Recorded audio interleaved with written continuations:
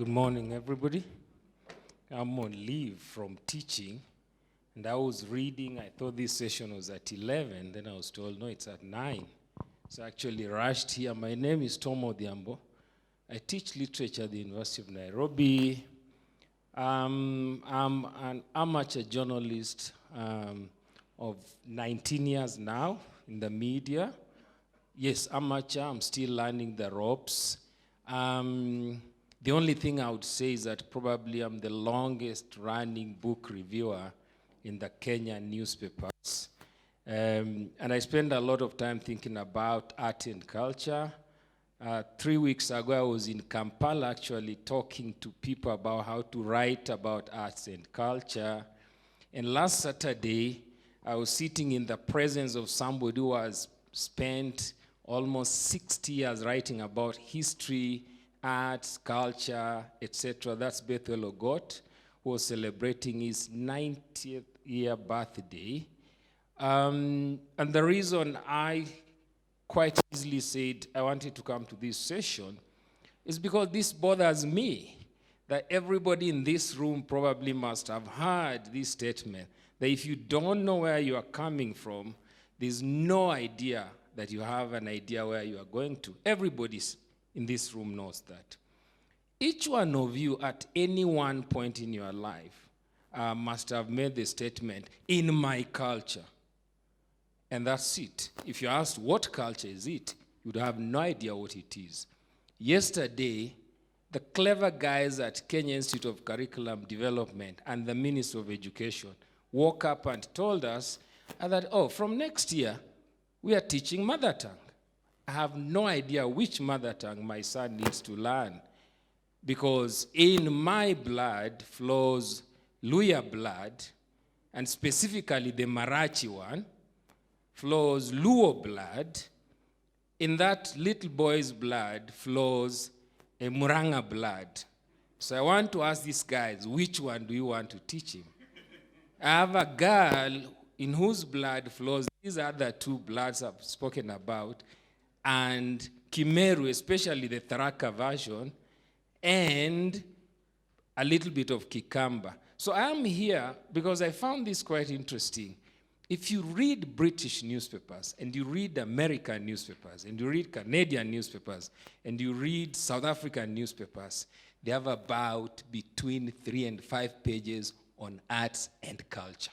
Seated in here, I can see editors, I can see people influential in our media room. Believe you me, there's probably nothing to do with arts and culture in today's nation.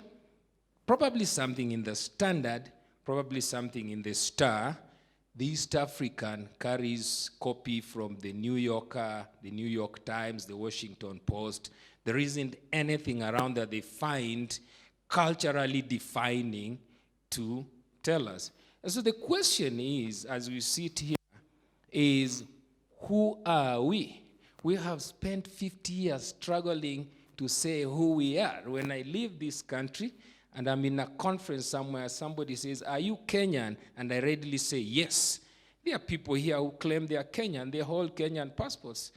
But I also saw some Kenyans who just prior to the last elections were seriously looking for visas to exit, which means that they haven't fully defined themselves as Kenyans. And the way you start to define yourself is actually cultural, and cultural has got nothing to do with the village. Please stop saying these are my traditional vegetables. Do you speak the Luo? Do you speak the Luo? Do you know Mboga?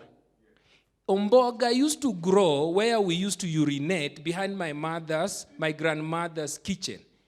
And then I came here in 2007 and I found that it's so expensive, it's called traditional vegetables. You see the crisis of you guys in town? Because occasionally you are in crisis, you want to kind of go back to the village, but only for one visit, right? So we got to start to define ourselves. If you are a Nairobian, I can see people here, I can see 2 people here who I can fully define as Nairobian. Can we define ourselves? Ladies and gentlemen, if you go to Lagos, the Lagosians define themselves as Lagosians. They're different from people in Ibadan or Enugu. Nairobi is the one place where I have found very difficult to say, this is the Nairobi culture. There is actually something like a culture in Mombasa.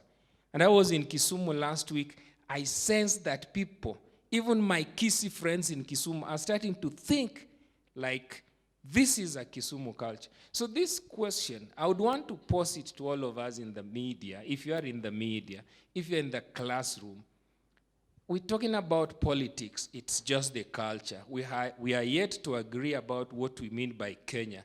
And Kenya is not a geographically bounded space. It's not a political entity. It's a cultural space. Those of us who have married across the valleys understand this. Or those of us who have relatives across the valleys understand this. That if we start to define ourselves from a cultural thing, which we must agree on, and it doesn't have to be Kikuyu, it doesn't have to be Iteso, it doesn't have to be Burji, it has to be a collection of all those things put together. The French culture is an amalgamation of so many of the communities that have lived in France. And I think the media is so crucial to this. I started reading Taifa Leo in 1983. I was in class 3. So the media, if you're in the media, some of the things you say, people out there take them as truth and nothing else but truth. So if today the media left this conference and said, today we want to start to define something called Kenyan culture, Kenyan art, Kenyan literature, believe you me, it will be the truth. It is the received truth. Exactly the way Kenyans take what you people in the media put out as political statements as the received truth. So I want to pose a question to all of us here. When you leave this room, go and have a conversation with the little one in the house, or a cousin, or a nephew, and ask them to tell you, what do they take as the culture that defines them? You'd be shocked to discover they have nothing to do with Kikuyu, Luo, Burji, Iteso, etc. They have formulated something. Just the last point, so that we are quite clear. If you read the Standard newspaper, and you read, it's called the Nairobian, right? And you read the People Daily.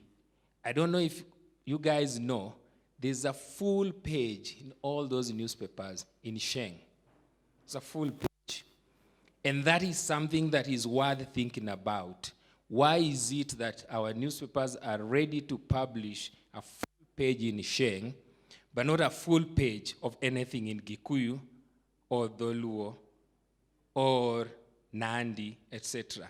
It simply means that as we sit here, we only call on what we call culture for purposes of public performance, but we are still embarrassed about who we really are. So the so-called traditional weddings, traditional burials, these are things we are just performing, and many of those are actually really invented. This is the conversation you people have the power to kind of change. And if you're going to talk about a united Kenya, a Kenya that defines itself in very clear terms, it starts with you guys. Thank you very much. Ladies and gentlemen, good morning. My name is Timothy Oase. I'm the CEO of Kenya Film Commission, and I'm pleased to be here this morning with my fellow panelists to have a conversation about content and media. I'm a professional marketer, chartered for that matter, but very passionate about the creative industries. I've spent my entire career life or professional life in this particular industry. I've never had any other experience outside this particular space. The topic of discussion is independent content production at the place of creative arts in media. And you know, when we talk about media, this is a channel of communication. We create content of all forms, but we have to package that content in a format that our audiences are able to receive it in a way they can be able to understand, apply, and also disseminate the same. So it's also good for us to try and unpack what creativity is all about, because it's not confined within the creative industries. Creativity is a slippery word which is applied in almost everything. And in equal measure, it is easily emptied. The way it's applied, it's easily emptied. From creative enterprises, innovation, ideas and practices in the work of designers, filmmakers, music composers, news or broadcast journalists, and many more. Creative approaches to communication is also one way of applying the creativity. We have aspects of creative solutions on how communicators deliver their messages, and also how they manage the content that is created within our scope or environment. Creativity is coupled with a lot of drive for productivity, because anytime you are out to disseminate information, you create the content to disseminate. You choose how to deliver it to the targeted audience. Hence, the creative is a term that once belonged to the creative industries. Or, to be very specific, it's artists who owned the word creative. But today, we all own this particular word. It's a very general term today as we speak, because it's all about innovation. No one really owns it, and everyone talks about it, but what does it mean to be creative? I think that's a question that we need to be responding to as we discuss about the place of creative in arts media. What space does creativity inhabit in the fast expanding media environment? I think that's, again, a critical component that all of us have to be alive to, because we do not operate in an environment that is unregulated. Media is regulated in a way. We talk about media freedom. We talk about freedom of expression. I think it's Article 34 of our Constitution.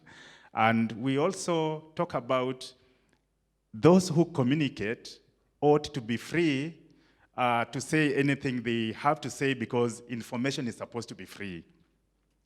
And when we look at the environment we operate in, then we have to connect how do we apply creativity to deliver the key messages that we would like to deliver without infringing on the regulations that have been set. But at the same time, without really creating an impression like we are stifling on the same freedoms that we've been given as communicators.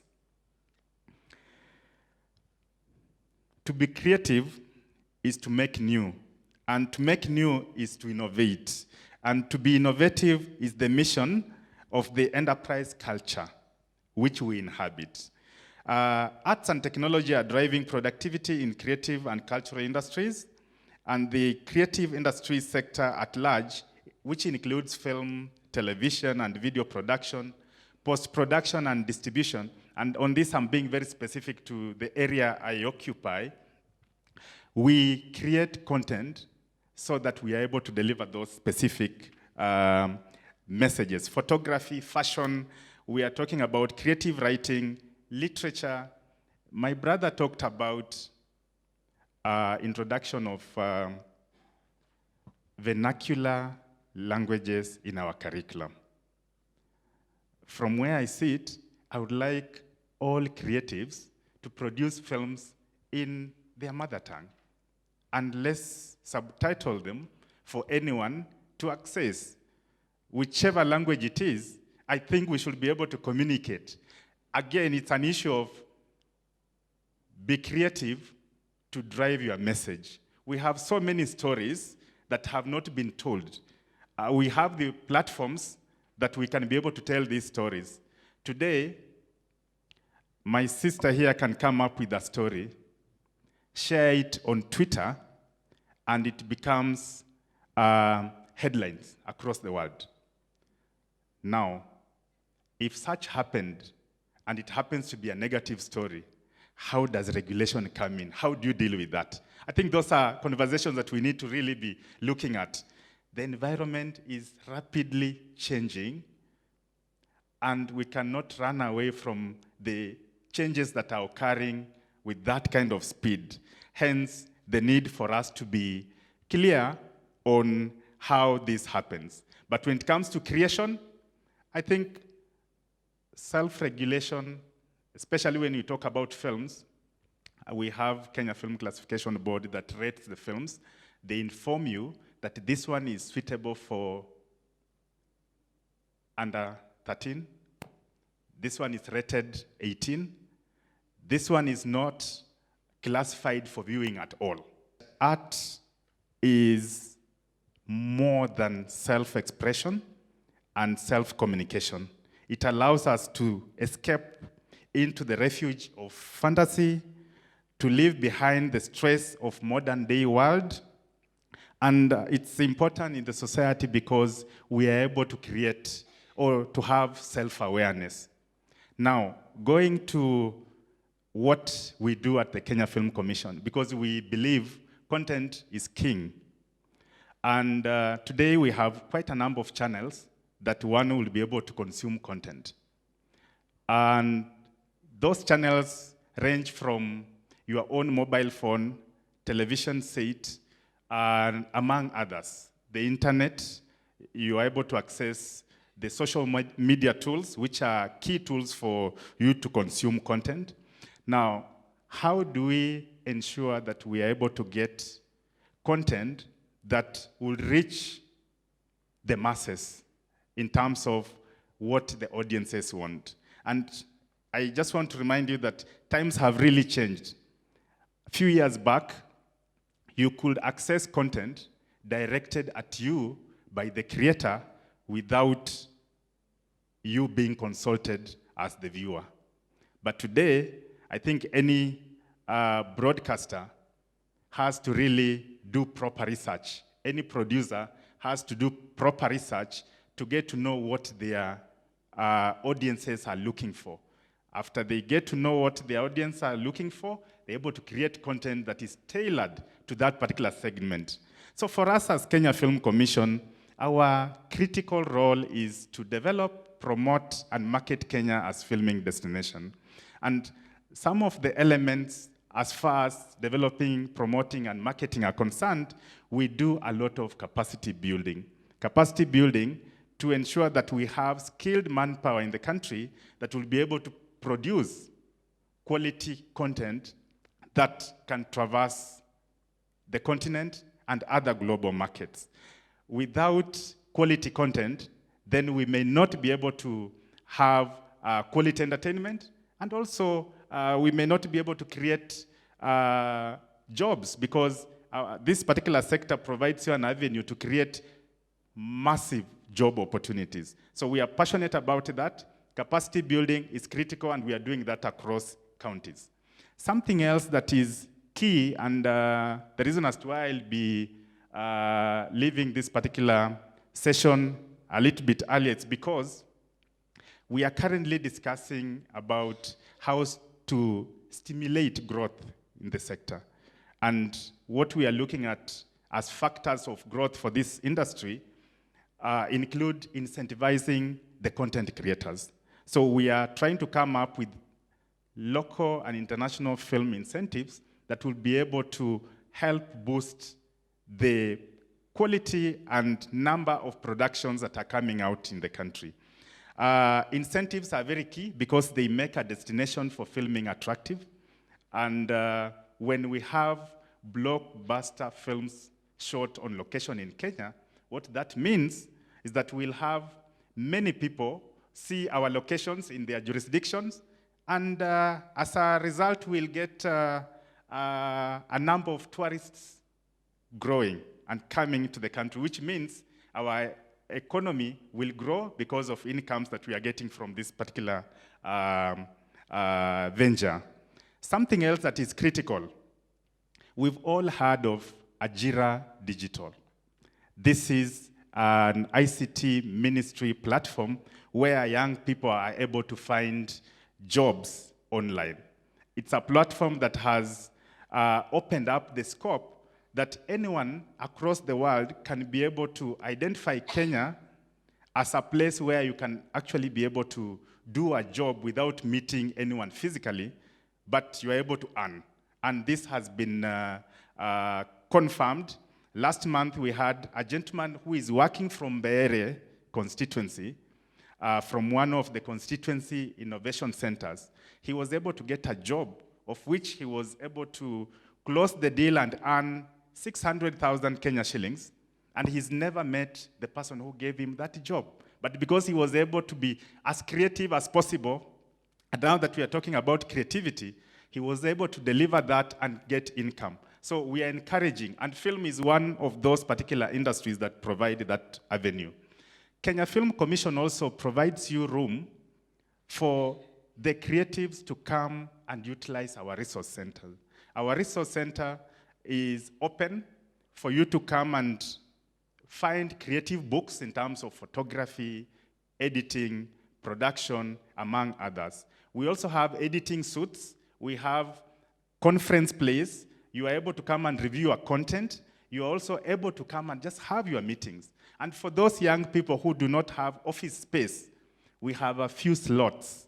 You just need to make a phone call or send an email that I have a project that will be running for this much time, and if I can be allowed to use the space, that space we don't charge anything because we want to grow local talent. Something else that is critical, and it's in the same line with what my brother talked about, we produce a lot of content in this country, but we do not have a repository for posterity. We need to have a national film archives, and the Kenya Film Commission is currently putting that in place so that all content at any given time, one should be able to, we collect, we store in a format that is accessible, and open it to the public so that you can be able to access in an easy format. Lastly, I just want to mention that other than the three things I've spoken about, we are opening up Kenya as far as markets are concerned. We have Kalasha International Film and TV Market. Why Kalasha International TV Market? Because we have to look at content as a product, which is sellable. Kalasha is a platform where buyers and sellers converge to do business. So I encourage creatives, and I also encourage those in broadcast and general communication to consider what you do, and if it means writing in the newspapers, let us consider arts as one of those core components for our country, because everything starts with my heritage. I'll stop there. Thank you.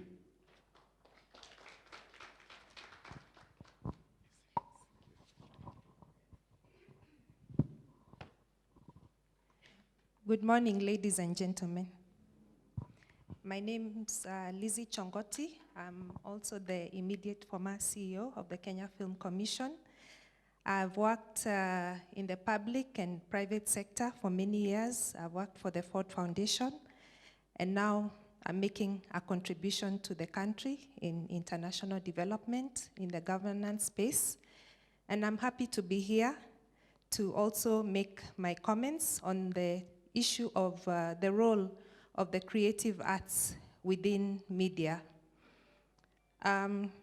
Let me also say thank you for inviting me to this panel this morning. And in line with the Constitution, I'm glad to contribute towards gender balance on the panel. That's on a light note. Now, for me, the creative arts contribution to media is really the game changer. And The reason why I say that is because everything that we are and everything that we do is about creativity. Whatever we eat, how we cook our food, how we dress, what we drive, everything about us is really about creativity in our day-to-day lives.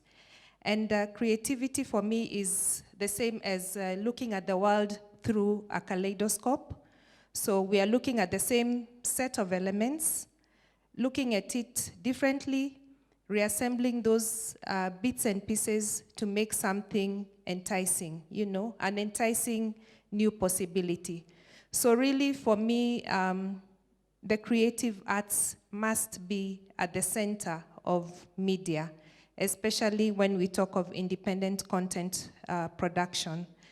And therefore, creativity begins from the very onset, from the time you conceptualize whatever you want to do. When you're looking at your skill set, you know, and not just the skills, but even sometimes a personality. You know, why Jeff Koinange or why Smithy and not the other person? Yes, they are all journalists, they are all presenters, but you know, we are looking at what product do I want at the end of the day, and that really comes with creativity. And the other thing is that we are now really in the digital era, and so when I think of the creative arts, you know, maybe I'm thinking of the final product digitally. Probably I need creatives, you know, from the digital space. So not just the product, but from the very onset, how am I hoping to distribute my content? You know, so really creativity is at the center of that. You know, is it going to be on the digital platform? You think about the way we consume content now, the sort of content, the how and the what type of content that we are consuming today. I think, you know, whether on the digital or the terrestrial space, the way we consume content, you might find the young people want it on short formats, they want it on the mobile telephony, they want it when they want it, you know, not like in the old days. So really, we must have a network of creative artists if media is going to be economically sustainable, if media is going to thrive, because times have really changed. And you know, by having that network of creative artists, that way we are going to increase our productivity. I believe we are going to be able to be competitive in many ways.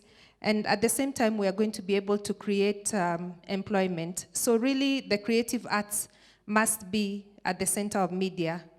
Also, sometimes you may find that they give the media houses flexibility, for example. Maybe depending on the broadcast policy for a certain media house, you might find that, for example, you're not able to talk about national cohesion or certain aspects of ethnicity. And so for me, that is a place where the independent creative artists would then come in, because then they give you flexibility as media houses, you know, and in line with the theme for this year's convention, we are talking about governance and integrity. You know, one of the key things for media is agenda setting.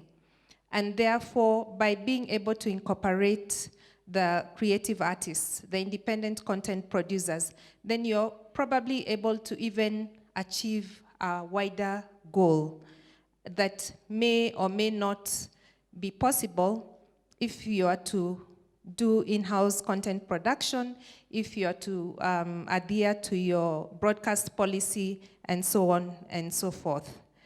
And therefore, you know, also, you know, we are now talking regional.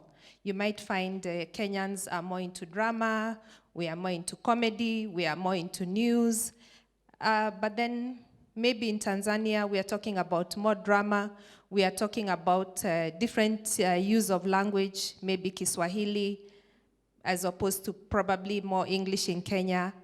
And, you know, when you look at all those bits and pieces of content production, I believe then that the creative arts are really the backbone.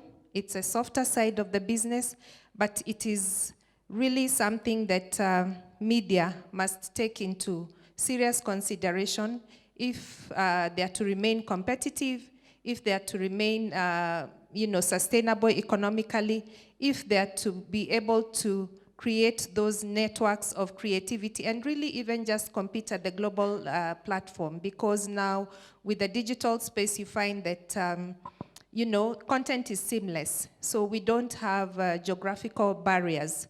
So I think a time has come when independent content producers and the creative arts must really be one of the backbones of media in this country. And finally, maybe let me just say that if I was asked, I think creative arts should be Agenda 5 in this country, because that's where the Kazi kwa Vijana really is.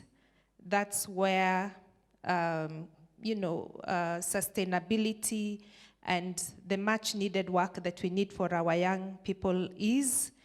And you will find that once we are able to create those jobs, I believe that even our budgets for health, because we will have more hope, less psychosocial issues, education, security, I believe all those budgets will go down, because then we will have more empowered people who can create jobs for themselves, people who can use their own intellectual property. And so this is a very, very key sector in our country, and I think we must continue talking about the creative sector and how we can really utilize it to create jobs for the young people in this country. Having worked in the film industry, I must say in conclusion that it was a bit sad to see money going to the usual culprits, you know, agriculture, education, tourism, infrastructure, and not film, because all over the world, tourism follows film, not the other way around. So if we sort out film in this country, if we sort out the creative arts in this country, then we have the tourists that we need in this country. So really, this is a very, very, probably the most important sector in this country. And I'm glad that we're having this conversation, and I hope that within the bigger space, we can continue having this conversation. So thank you very much.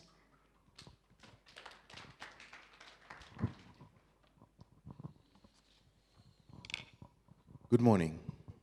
How's everyone? Thank you very much.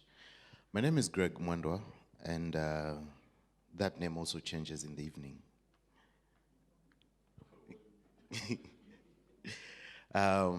I call myself a communication specialist, and I've worked in different capacities in Kenya, East Africa, and Africa at large. I've spent the last 10 years shaping ideas around arts, culture, technology, and media, specifically new media, in the east of Africa as well as Africa at large. Currently, I work at Amnesty International as the program manager for human rights education, where largely we work through popular culture as well as media to educate the public on human rights. Beyond that, I also am part of a collective that runs an online publication called This is Africa. How many of you have seen it? This is Africa? Yeah, absolutely. So I'm part of that collective, and our idea is to shape the narratives of Africa, you know, fresh insights about Africa to the rest of the continent. In the evening, as I told you, I work on music. I'm a DJ, and I work on a sound called Bengatronics. It's a mixture of Benga and electronics. And so my conversation today will be speaking largely about what I am very passionate about, which is soft power and how the creative arts build that and how that links with media. To open up this conversation, I will reference on three things that have defined what, for me, is like soft power. The Nigerians have provided to the world what they call the Afrobeats, right? The South Africans have brought Afro House to the continent and across the world. Tanzanians have defined bongo with bongo flavor. This is music, and how that music has defined the identity of these people and how the world perceives that. In Kenya, we've had a bit of a struggle with actually really being able to define what is our musical identity. And that conversation has gone on for many years, and I will not want to go into that particular part. Yet today, if you ask people what is Kenyan music, what is Kenyan music and how does that connect to the rest of the world, they will not be able to tell you. But we have been sitting for a long time on what would potentially be our identity, which is Benga music. And part of my involvement in the idea of Benga music as an independent content producer is informed by that. But I want to take a little bit of a detour and talk about exactly how the culture and the creative arts contribute to building a nation's soft power. Strip off politics of any country, and what you remain with is culture, right? What was there, what has been there, and what will remain there. And the creative arts, continue to propel the narratives of what a nation really represents. And I echo my fellow panelists on what they say about whether it's creating jobs. Beyond that, it's also shaping the narrative. If you go across the world, you will find Chinese restaurants, you will find, Italian restaurants, you will find, when you will find people that have exported what they've created as their culture out there, content told in different ways, whether it's presented to you in the form of a meal or whether it's presented to you through film and music and all that kind of stuff. And I'm passionate about the idea of soft power because that is what we remain with as a country, and we remain with as Africans to the rest of the world. If you are a keen watcher of how music evolves, is every year a select group of Africans will go across Europe for what they call summer tours. And the selection will always be based on who's presenting the most authentic content from the continent to the rest of the globe. Certainly, Kenya may not be one of the major countries where this selection happens, but when you go to countries like Western Africa, Central Africa, and Southern Africa, those are the people that dominate the world charts in terms of traveling for content and music. But then, where's the role of media in all this? Now, media plays a critical role in shaping a nation's narratives. It also plays a critical role in enhancing its soft power. What we provide on media, whether it's from the creative arts or whether it's media productions themselves, they help shape this particular narrative. And it is also fascinating to see, the type of human interest stories that are often packaged by the creatives themselves and provided onto media. And I feel like within our country, our media sort of takes away our soft power and installs foreign cultures that makes it feel like our own. If you go to our club culture in the evenings, you will think Kenya is a little Lagos or is a little Johannesburg, or the music is not what it's not what empowers us. It's music that we feel is good coming, whether it's coming out of Tanzania or whether it's coming from everywhere else in the world. You will feel like Nairobi, and there's nothing wrong with that. That's we're a cosmopolitan nation. But how does that enhance our soft power, or does that also take our soft power? We've argued about content quotas in the media, local content, and how much of that should be present. Why is it necessary? It is because it builds the idea of, identity. It builds the idea, and identity also comes with, soft power. Why is it easier for the Chinese to come here, also set their own restaurants and set their own places where they stay? It's because they bring with them their culture, their creativity, and are able to package and sell it to ourselves, and we consume that, without actually questioning what is our own contribution towards that. And media coverage plays a critical role in shaping public discourse. And this is exactly, and shaping actually a nation's future. And I will take you back to the times of KBC, you know, back in the 80s and the 90s, and when we woke up to listen to Le Wanyika and all the motivating songs of Amka Kumekucha, Twende Tufanye Kazi, Kilimo Ndio Msingi, and all that kind of narratives that came out of the national broadcaster, and how that motivated us to build a nation with so much energy at that particular point in time. But flip side to today, the national slogan is Wamlambez.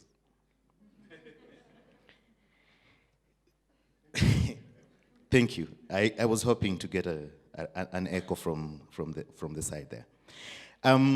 Again, we've had a breakdown in discourse, you know, analog elders versus digital natives, where passing of whether it's creative frameworks or whether it's, you know, creative impetus and all that kind of stuff, you know, has not been happening adequately. And what this leaves us is a big vacuum where we are only feeding into media, you know, just exactly what is shallowly available, cheap, and, you know, that doesn't really enhance a long-term discourse to ourselves.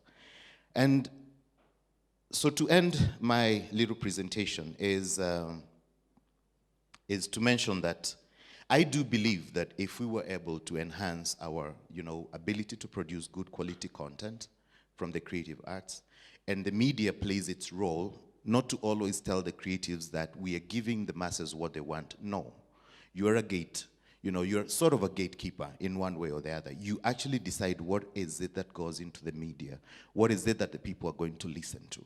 And if we stepped up a little bit out of the selfish interest of capitalism and be able to care a little bit more about what is our identity and how are we going to pass this to our own children and the nations that come after us, then we might be able to build a better nation that is a bit more cohesive, and not just a nation, but a continent that is actually informed by the creative arts. Thank you very much. Thank you so much. I'm going to ask some two people to join us on stage. I think Catherine from the KFC, so that if you have any questions relating to the work of the KFC, she can respond on behalf of team. Hey, Haron, it's good to see you. And because I think it's important here to be able to hear the voice of a regulator, and the regulator in this industry did not show up. I'll take liberty and just ask Peter. Peter is with the Communication Authority to join us here, so that if you have any questions relating to regulation, that he can. I know I'm throwing you out of your comfort zone, but just join us on stage here, Peter. Thank you so much. And so that we don't dominate the discussion on this side, I want to open it up to interrogation, to questions from your side. If you have any questions relating to this sector, any thought, any contribution, any experience that you've had that would encourage the industry, or some young person sitting here that will be looking at an opportunity that will be available to them, that you will share with us. So we want to go to this other side. And I want to ask you, because we don't have so much time, to really limit your contribution to no more than 1.5 minutes. And I'll stop you after that, so that we give opportunity that we can listen to as many people as we can. Ndugu. I'm William Mugonda. I'm from Ideal, a communication consultancy firm. Very rich reflections that have been brought to us. And thank you very much, our very able panelists. But are we able to actually put into action some of these deliberations? This is not the first time we are discussing such issues in a forum like this one. We discuss them, but when you go to the media houses, they'll tell you, they'll serve the public what the public expects. So you see Mexican soap and so forth. So, unfortunately, unlike yesterday, we don't have persons who are at a high level management place in the media houses here. I think maybe we needed to think about that. So that the top 3 media stations needed to tell us why we have this challenge. Some of those Mexican soap, if you follow the profile behind them, they were watched in 1990s, where they are coming from. Some of those characters are pretty old, if you follow. So why are we consuming residue? So we need to think about this. With regard to newspapers, again, we don't have who is saying what in the newspaper houses in this forum. If they are there, please identify yourself. The pagination. For long, I have struggled to put issues across. I did an article on Jabali Africa. And who doesn't know Jabali Africa? If you are into art. They were putting up a big project in this country. And I wrote that article. And then the editor kept calling me. I even went to the desk of the editor. I'll not mention the newspaper. It's a leading newspaper. And they said, you know, this story is long. We just need some 3 paragraphs. Because you see, we have only 1 page for entertainment. And sometimes that page goes when there is business. Who said art cannot be business? And therefore, back to CA, policy support. You're talking of 60% local. Are we able to implement that? I know Prof is about to call me off. Are we able to implement that 60%? Because I happened to meet and have a discussion with patients who you will remember as Mama G in Nigerian films. I sat with Patience Osonkwo for some time in a forum. And she told us what the government has done in Nigeria. And she said that the government supported, you go, there are villages. Those things we see, those houses, whatnot, are village. It's a film village. It's a film village. And when you write your piece, you don't have to look around money, pesa. So apart from KFC, Catherine, just giving us small offices and so forth, those grants have to go up, that money. That's for sure. That's for sure. Thank you very much, Professor. Yeah. It has to go up. And I think one of the questions you are raising, I'm glad that Peter is here to address the issue of the 60-40 balance and how we are drawing from these resources. Thank you. Thank you. Otherwise, it's still a struggle. We shall have another forum like this one next year. And we pray for the forum.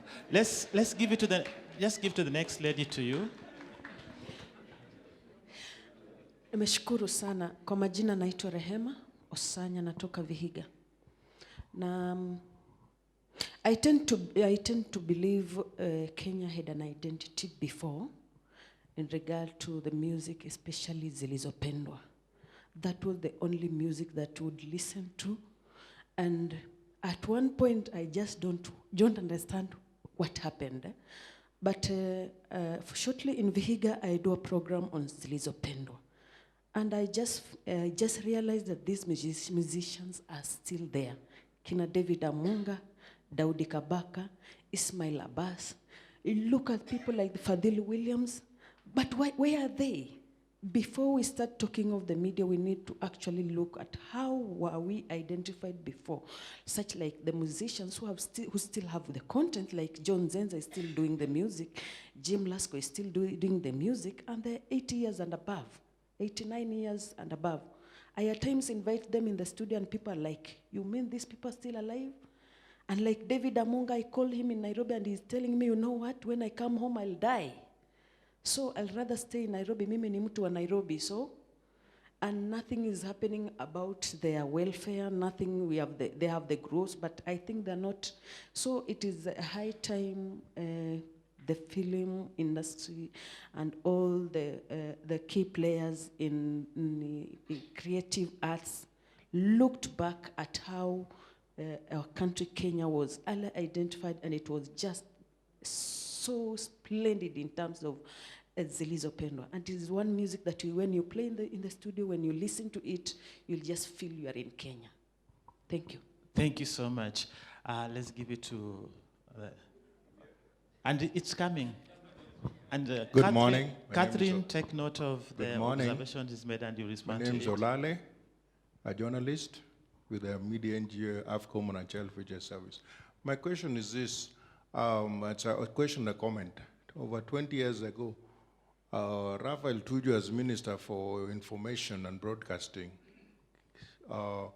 made an announcement that local content must be included in the all the media houses. He was fought left, right, and center, and you know by who. Now, so many, over 20 years later, we are still having, still don't have that local content. That space that was supposed to be for local content is where you end up with Wahindi movies, Mexican movies, Nigerian movies. Something is not right. It was meant to be local content. Local artists are crying because they can't get space. They end up winning even awards in West Africa for good movies. Other than that, talk about our culture. You get to the Jomo Kenyatta International Airport or our airports, you think you're in US or in Europe. You go to Nigeria, South Africa, you get that identity in music. Can you please tell us, how can we take this debate to the next level? Because we cannot be lamenting every time. Yesterday we were told the book of lamentation has been closed. Sit there. Yes. And Tom should, Kenyan identity. Let's have Tom consider responding to that question. Yes, the gentleman at the back. My name's Ogega Ndere. I'm a film director and producer. I happen to have, for the 10 years that I've been in the industry, I've happened to do basically almost all positions in a film set. I've been an actor. I started off as an actor, and now all the way, I'm now a director and a producer. Now, when we talk about content, the 60-40. Our main issue, I'd say personally, it's the media houses that we have. Right now, I have 2 shows on TV, and I've been able to also do other shows for other stations. The main challenge is paying. Yeah? The main challenge is paying. You produce a TV show, you give it out to the media station, 5 months down the line, you haven't been paid. You have a crew, you have actors. These people, this is what they do. Yeah, they are expected to pay bills. And it's so hard for an actor to explain, kuambia landlord, sina rent na anaonekana kwa TV every other week. So that is the challenge. There's a list, there's a way, we know. Unless you have your show on Mnet and probably Citizen, those are the best paying. Our wengine, it's a struggle. Will Catherine pick that up as the cry of the artist as we work on that? Yeah, so what can we do in terms of making sure that the producers and the people who provide this content are paid on time and well paid? Even the issue is not even the amount. Unaweza kubali pesa kidogo ukisema you have a way to, balance it. But hata hiyo kidogo haikuji on time. Okay, sawa, the question is captured. The lady at the end, I think, you will be next. Okay, my name is Kezia. I'm also a filmmaker and a lecturer. So one of the questions, you're talking about the place of creatives in media. The issue I have is the policies. Because as much as we are talking about the place of creatives, what about the policies? So I think also I may ask maybe KFCB like that. When it comes to the policies, what are you doing about it? Because around 2017, a draft was made by about 9 members in the film industry, and it was ready by 9th June 2017, and was told we need you to improve it for the CAP 222. So even if we have a place in the industry, which is not bad, at times also the policy can be an issue. So what are you doing before we get that place? What are you doing when it comes to the issue of policy?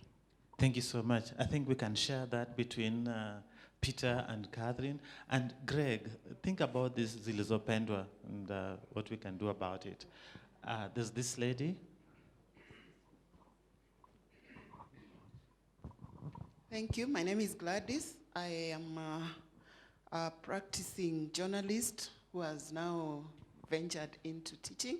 So I teach at Multimedia University. My question is to Catherine and probably Greg. We are witnessing an emergency of what we would call a postmodern culture, especially among the critical youth, where their content is quite rebellious, quite obscene, if the takatakas and the wamlambes are anything to go by.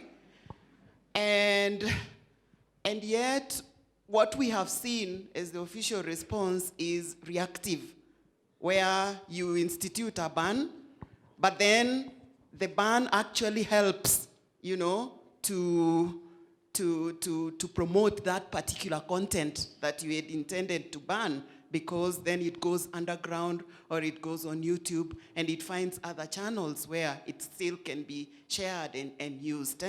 So what proactive measures would we be thinking about so that we would address that quality from the onset, rather than waiting until you have Wamlambezi as a national anthem, then you can start thinking about the content? Thank you. Thank you so much, Gladys.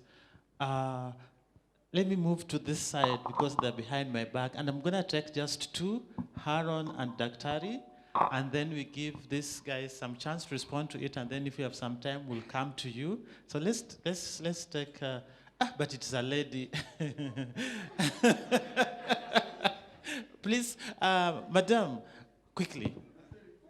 Oh, how are you? All of you, habari yenu? Oh, mi naitwa Sylvia Naipanoi from Narok County.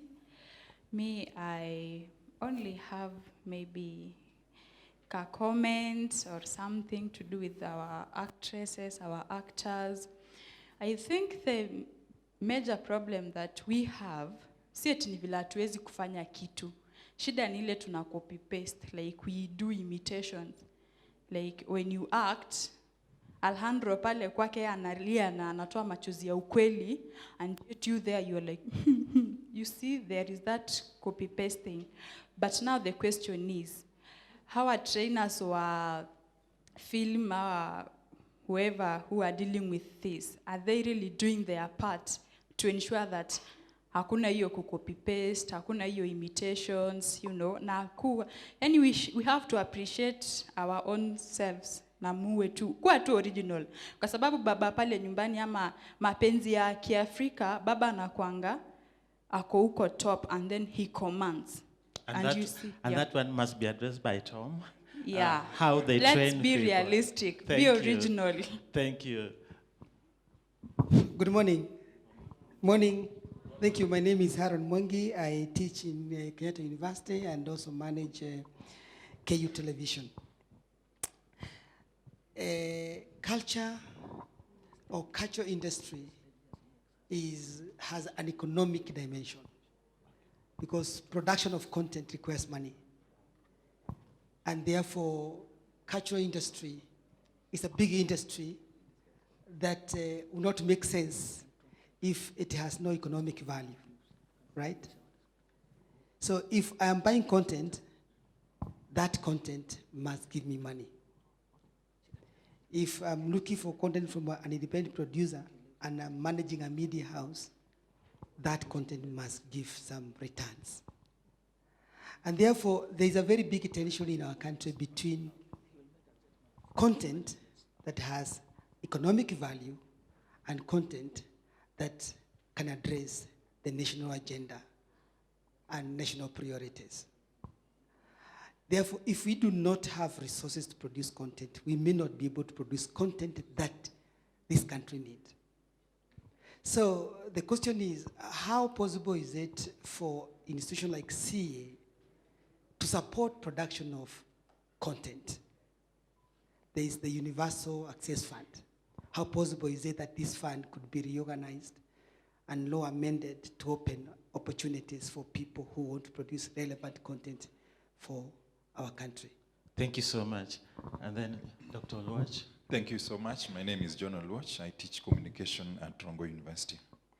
I have some comments or questions to the Film Commission. In light of the new curriculum, we are talking about the CBC, and a country changing its curriculum is a big thing. And we all know the new curriculum is envisaged to have the pathways, this technology, engineering, the humanities, the social sciences, and the performances, and the arts, and so on. I have tried to read that new curriculum, and I've not seen any space where the Film Commission is. I don't know at what point are they going to come in so that they pitch into that new curriculum, the CBC that we are talking about. The other thing is the spirit of the Constitution 2010 years was on devolution. Devolution not just for political and economic power, but devolution of services and really everything. KFC is in Nairobi. Where is the county film officer? Where in Vihiga? Where is the sub-county film officer?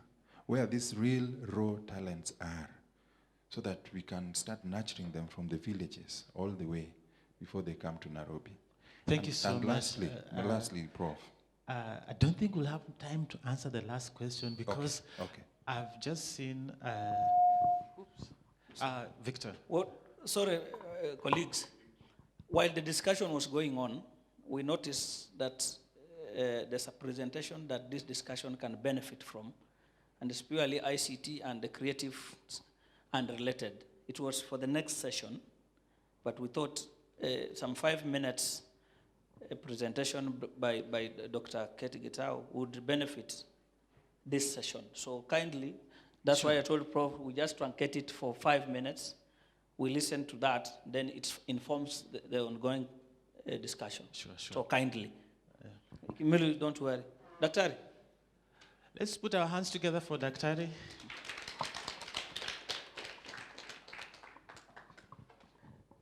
Good morning, Chair Panel, and ladies and gentlemen, good morning.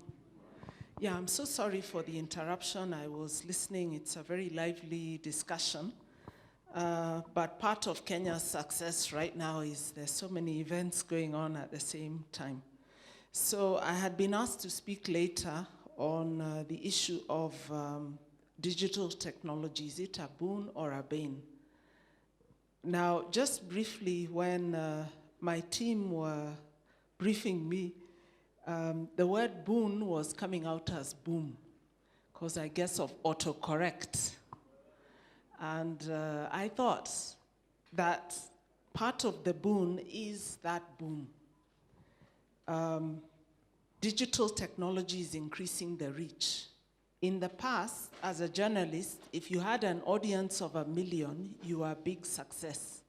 Nowadays, you can have an audience of 1 billion. And you can self-publish. You don't need to convince an editor of one viewpoint or another to give you space, either in digital, electronic, or print media. The second boon of digital technology is the diversity that is allowed. Again, because of the past editorial power, you had to fit in to a certain viewpoint in order to be published. But now, because you are able to self-publish using the digital media and the internet, diverse views can be accommodated. And this creates some democracy. You get instant, largely unedited feedback. You know, in the past, sometimes you'd see the feedback, isn't it? somebody would write in the newspaper responding to something that was published a few days or a few weeks ago. And sometimes you had not seen the original opinion. And therefore, you'd even go to look for that paper. What was it that this person said that is now being responded to? Now that has changed because through blogging and so on, you can actually see all the feedback alongside the original opinion. And this gives the audience a lot of power, which they didn't have in the past. Maybe you could complain about an article or publication to your friends, but you didn't have an opportunity to publish your viewpoint alongside the original publication. Of course, it has given us many tools and platforms that we didn't have before. Yeah, it would have been really difficult. I heard a lot of you saying, I'm a producer, I'm an editor. In the past, we had to rely entirely on professionals like yourself, but now a lot of people are just able to take video, to take pictures, to write articles, and there are tools that enable them to achieve a quality which was not possible in the past without the use of a professional. Although I know that a professional always makes it better. And platforms, now we have YouTube, we have TED, we have all kinds of platforms where individuals can go and publish their work. It has also created global quality standards. In the past we used to know, there's New York Times, then there's Daily Nation, and then there's Kyondudo Gazette, and they all have different quality. But now, since we're all being exposed to the whole world, we are all learning to have a quality of writing and quality of publication that is suitable for a global audience, and they're no longer so much of the haves and the have-not. And this creates quality. It creates a common culture because you're able to read work from around the world, and your work is also read around the world. And it creates a lot of opportunity because you don't have to just rely on a small audience. So these are all benefits which have been brought to us through digital technology. Now the bane is not a very common word in Kenyan English, so I knew that I would be speaking to a very educated audience when I saw that that's the title I was given. Well, I'm sure I've heard some of those things here. There's a lack of an effective quality assurance mechanism. Yeah, in the past you had the editorial system, the editors and the sub-editors, and they would ensure quality of tone, they'd ensure quality of production, but now anyone can publish without any kind of quality assurance. There's no editorial clarity. Here in Kenya, we talk about pro-government and pro-opposition papers. So when I was buying a newspaper, I knew the general slant of that paper. Now, as people self-publish, you don't know the slant until you've read it. The audiences are doing the rating, but who is this audience? Who is this audience that is saying this article is good? I have no way of knowing which audience is giving this a high rating. I'm sorry, I hope I haven't caused somebody to walk out. Then a lot of the content is commercialized. So I'm paid by some big company to write editorial content. In the past, as I said, we knew that certain publications had a slant, usually political or ideological. Now, a lot of it is commercial. I'm actually pretending to write an article or web content, but actually I'm promoting a certain good and my readers are not aware. It's not made obvious to them. And then, of course, you have the crazies. We've seen even in the last 1 week that people write a manifesto, and then they come into a place like this and shoot us all dead after doing that. So, I mean, it's amazing to me that a person like that gets an audience is able to influence others, and is also able to glorify what is actually a very evil act through the same medium. The naivety of the audience. I heard somebody talking about curriculum. Yeah, one of the things which is so important in today's curriculum is for people to know how to assess content. Now, in the past, we had textbooks, and you knew that the textbook went through a publisher. You knew that the textbook was selected as a set book or a course book, so you knew that the content in there is of a certain quality. And therefore, we never learned how to assess content. We knew that it's quality because there's been a quality assurance. Now, you know, you're just getting things on WhatsApp, on Facebook, through searching the net. Do you know, is this good content? Is it fake news? Is it rubbish? Is it factual? Many people don't know. And they take it as if it's facts. They don't know how to address it or to evaluate it. Ignorance of complaint mechanisms. I know this is being held by the Media Council, but how many of us actually know how to bring our concerns or complaints to the council? And does the council have to wait for a complaint, or are they supposed to be proactive?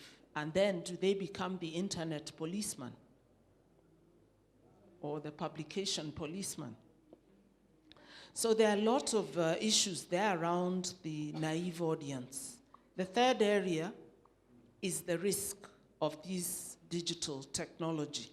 One is the immediacy. If I had to get my opinion published in a letter to the editor in a newspaper, there'd probably be a couple of days between the time that I had that opinion and the time that it's published, and it would have gone through a quality assurance. Right now, at this instant, one of you could be ranting about my presentation, and he's already doing it. Okay, great, thanks. Thank you for the illustration. Yeah, so it's very immediate, so you don't even have time to cool down, and it's permanent. Even though we try to remove it, there are many ways in which it can just keep coming back. Exposure to extreme views. Yeah, before I remember when I was in Standard 1, somebody brought a pornographic magazine, and we were looking at it during break time in the field. But of course, we knew that the teacher could come at any moment. So I remember we were in a huddle like this, and it was being passed around, and you'd be asked, have you seen? And then I was saying, yes. I actually hadn't seen anything because, first of all, I could not comprehend the image of what I was seeing. But I didn't want to tell my colleagues that I had not understood because, you know, it was being very rapidly passed around.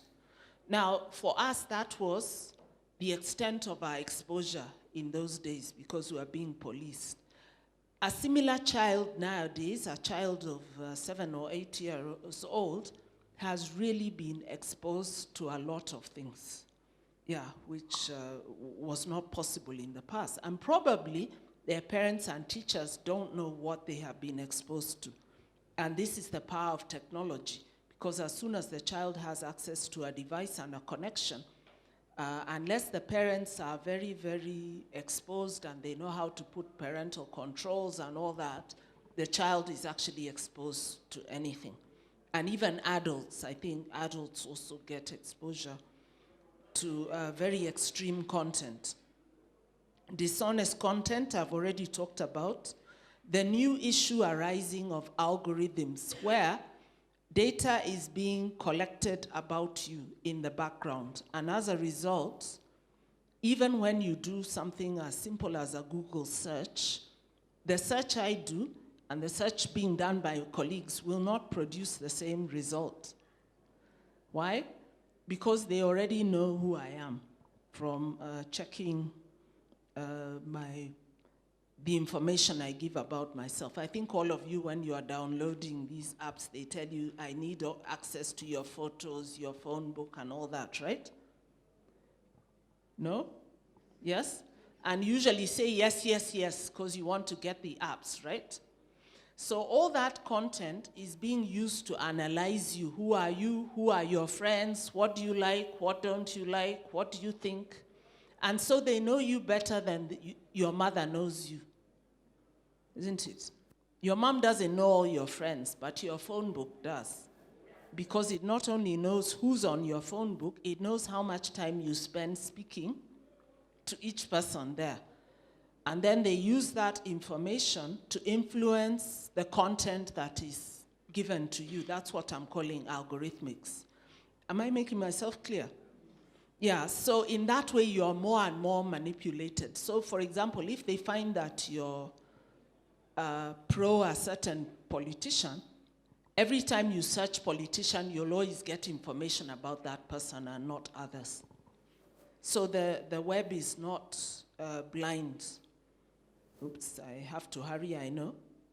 Yeah, so I would have said more if I had more time, but I'll just say that for regulators such as the Media Council, I think we recognize that technology is a boon, but it is also a bane. And there are many questions we have to answer, such as, are we regulating everything or are we regulating nothing? What are we regulating for? Is it our culture? Is it our politics? Is it factual errors and quality? Is it legality? Do we have access to all media? In the internet, we have a section called the dark web, which is not easily accessible unless you have lots of information. And of course, as a regulator, you ask yourself, this is a room that is locked. So how do I regulate what is happening there? And then, are we after the fact, or should we have editorial mechanisms? So somebody has already seen the illegal content, and as somebody said, the more you fight against it, the more it succeeds, because even the person who hadn't read the original one, when they hear that you're stopping it, then they'll move heaven and earth to get access to it, because I want to know what it is that I'm being stopped from seeing. And the last thing I'll say is that matters are only going to become more difficult because intelligent technology is emerging. And therefore, even the algorithms that we're complaining about now, which analyze us, which take our data and analyze us, will just be the tip of the iceberg. In the future, there'll be intelligent technology that can do a lot more than what our existing technology is doing. And it can do it for good to solve some of the problems I've brought out in the Bain area, or it can do it for ill to make the problems even worse than they already are. So thank you for listening to me. I'm very, very sorry for the interruption. But I do trust that when the time for the panel comes, some of the ideas I've brought out will be of further interest to you. And I'll be leaving Miss Lillian Kimeto. I don't know where she is. Yeah, because unfortunately I can't be with you any longer, but I'll leave her to participate in the discussion. I don't know if there's time for one or two questions, if there are any, and then unfortunately I'll have to leave.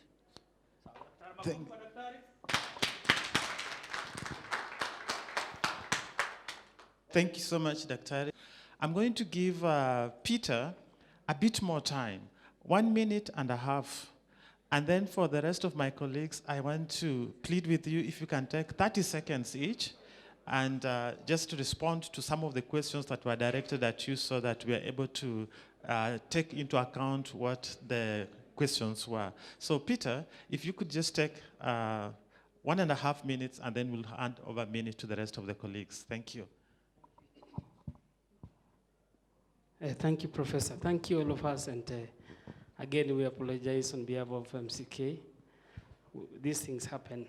I have only some good news. The issue of local content quota Yes, we have the willpower as the authority, and we are addressing it. Can be sure of that. You are already penalizing those who are not complying to the 40% local content quota. And as my Director General said the other day on the news media, I think it was in the TV, NTV, we are implementing it. And you will see more and more stations being penalized or complying to it, so the space will be created for us. And I appreciate the chairman of DBA is here, Harun is here from KU TV, and I think I've seen around some other TV stations have represented here. We have to assure you that we're doing something about it, and it shall be done. And the other question was regarding payment for the creatives.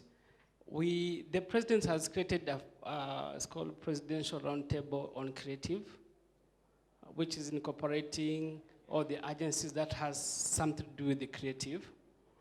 We have had at least 2 meetings, and I need to assure you that we are doing something about it. Because there is no time, I can't explain everything what we are doing, but we are really interested in creatives being paid. We're incorporating Kekobo, we're incorporating the Ministry of Culture and Sports and CA and MCK. All the agencies are working together to ensure that we streamline that area, including, and thank God, I'm happy my licensees are here, including updating their license conditions to ensure that they actually do pay. So that's something we're addressing. So in this financial year, you will see something, okay? That is 2 things answered. Is there any other question for me? Yes, from Dr. Mwangi on whether we can use USF to support local content. The answer is yes, it's possible. In this financial year, we're going to do a study. Normally, how USF does is things, we do a project approach. So we're starting with the project approach whereby we do the study, identify the areas in the local content, because local content is quite broad. We have the children programming, we have the cultures and all that. So we're going to do the study this financial year, of course, subject to our budget being approved. And after the study has been done and the gaps identified, we will be floating tenders for people to come and say, I can do this, I need this much, and we'll be able to address that. So it is possible, and we are addressing that. Anything else for me? No, I think you're fine. Let's go to Greg. Thank you so much, Peter. So thank you. Sorry for the outburst. At Amnesty International, we take injustice personally. I'll answer the 2 questions that were put forth to me. And one was on punk culture, as I would call it. It came from that side. Punk culture, it means just uncontrolled young people rebelling, going about. This is what we've done with Sheng from back in the days. It's people trying to use whatever means of expression is available to them to communicate within themselves. And punk culture is not new. It's here. It's been there. That's how hip-hop was born as a music. That's also how soul in the United States emerged into the spaces of expression, just trying to rebel against the... What matters is how we utilize this music, or how we utilize this particular energy. And what I mean by that is that for those of us who have a teaching background, you know about negative and positive reinforcement. And most of the time, we tend to utilize negative reinforcement like censorship to think that we are going to control what happens. That's not the solution. I come from a background that is more proactive, and proactivity means like, how do we use positive reinforcement? If I was the head of the classification board, I'd call these guys over and I'll give them a small grant to go and do something good. Because essentially most of the things that are happening with these young people is always to try and get the recognition and the attention that they can otherwise not get from other forums. If you were in high school and you were one bad person, you would be actually appointed the prefect in order to be more disciplined, right? And right? No, so exactly, when you're looking at what these young people are doing and all this kind of stuff, we could harvest that positively. And then and then give it a little bit more of counter narratives. I also believe in a lot of counter narratives. Like, can you create alternative realities? The competence-based curriculum is talking about let the people be, let them learn by doing. But there's a lot of mistakes that they will do within that particular process. So what can we do? Let's create counter narratives that are able to show the other side of doing things. My interesting part is to just give an example of what Amnesty International is doing in terms of education. And just... Yeah, exactly. For young people. And, you know, we spend a weekend screening When They See Us and inviting different panelists to come and discuss that film together with, you know, people in Dandora. And Amnesty is also working on a Netflix series that will be also built on, you know, the idea of human rights and education. And why is this necessary? It is trying to utilize popular culture, you know, for education, but for a good cause. And she mentioned you can use internet for good, you can also use internet for bad. And so those are just some of the examples that can create counter-narratives. My last point is on Zilizopendwa. Certainly there's a big gap between how we've cared for our artists historically from the, you know, from the 50s up to today, and that's a subject for a different forum. There's a whole presidential roundtable as well as, you know, a whole discussion on even the guys who made the national anthem. But I do think everybody here has a personal responsibility, and that's what I'm appealing to everyone. And that personal responsibility is on how do you treat your old people? How do you keep them alive? When you age, you become more lonely. Are you invited in the forums that matter? Are you? You get, so you're doing a good thing.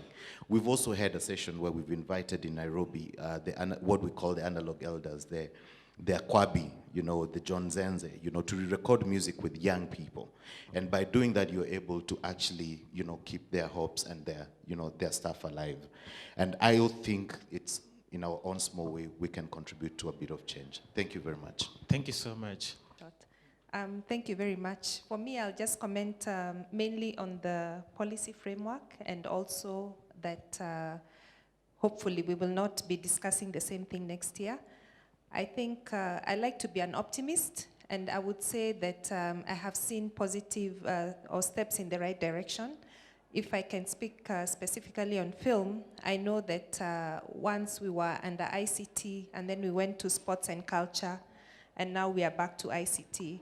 And, you know, that's a very good thing because, again, yes, it's about culture, but also the way government works is the cake on the other side was always small, and so it impeded on the industry. So I've seen those steps being taken.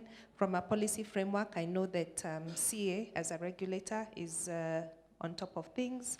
I know that there's a way in which media is monitored according to the percentage of local content that's out there. And also, as a leader, I believe in leadership for social justice. I'm very optimistic. I've seen some of our media houses, not for any particular reason. For example, Nation Media, the other day, we had the issue of contaminated meat and other things. So I believe that if we as individuals are champions, there's a way that we can make things happen. And as Kenyans, I think we must be optimists because we always shoot ourselves in the foot. We are a great nation, we are great people. Yes, there are things that we don't like, very many bad things that happen every day. But I believe that even within this forum, we have what it takes to become champions, you know, really for this cause. So we must keep keeping on. As far as Zilizopendwa is concerned, also I see, and I know that's not Kenyan culture, but I see Sundowner on KBC nowadays. And so I know that we can make things happen, you know. Yeah, so thanks, Levy. Thank you so much. Yeah. Catherine? I will address several questions, and I will start Just with them. one sentence each. Yes, so there was the, there was the issue about content creation, about our legends. I think it was, you brought it up. And I want to say that the Commission has several activities that they do and are geared towards making this possible, that where we tell our Kenya stories. For instance, we launched the script writing competition earlier this year, where we are calling the masses all over to write stories, and there are many writers stories that are about us for us. We have My Kenya, My Story. It's a mobile competition giving a chance to anybody who, as long as they have a gadget on their phone, they can create content that is about our stories. So I urge you to take cognizance of that in the activities that we do. And just to touch a little bit about what CA was Just saying, in Peter. a sentence, Yes, Peter mentioned the creative economy. It's actually the creative economy which has a number of creatives. And what we are urging, because government does not lobby through individuals, please join associations. There are many associations. There's Kenya Actors Guild, Producers Guild, Kenya TV and Film Professionals, Association of Animation Artists. I mean, all these associations are there. Please join them. That's what we are urging you, so that your issues can be addressed. Then there was the issue about content, I think, by Gladys, and I don't think I'm at a better place to discuss that, but what progressively KFC is doing is sensitization, so that you understand how your content comes out, because KFCB purely classifies. They must classify that content so that it is consumed by the right audience. But progressively, the KFC is doing sensitization around the country, and we've been able to go to a number of counties. Then George raised the issue about the new curriculum and CBC and how KFC is plugging in. We are doing this through TVET in the Ministry of Education, and there are discussions that are going on. I hope I have covered the queries from the... Thank you so much. And now we have the professor to just give us in a sentence. Sorry, ladies and gentlemen. I'm a cynic. You must have seen it from my introduction. Too many people in government are sleeping on their jobs, earning money without doing work. Secretary General of United Nations Conference on Trade and Development is one Mukisa Kitui. This is the report from UNCTAD. It says this, 2018. Creative goods exports from Kenya stood at $40 million and imports at $195 million in 2013, the last year for which data was available. Besides the performing arts, visual arts, cultural heritage, Kenyan produced films, videos, television, and radio shows, video games, music, and books. Therefore, it's important, there is important work being undertaken in the graphic design, fashion, and advertising subsectors. These creative activities need to be anchored in political and government commitment and concrete support. Lastly, if you read the National Economic Survey for 2018, which came out this year, all these guys who have been talking about film, blah, blah, blah, there is no word, art, culture, literature, sports, film in that report. Uko nje ni kubaya. Start signing petitions. This government needs to wake up, and all these people in these boards.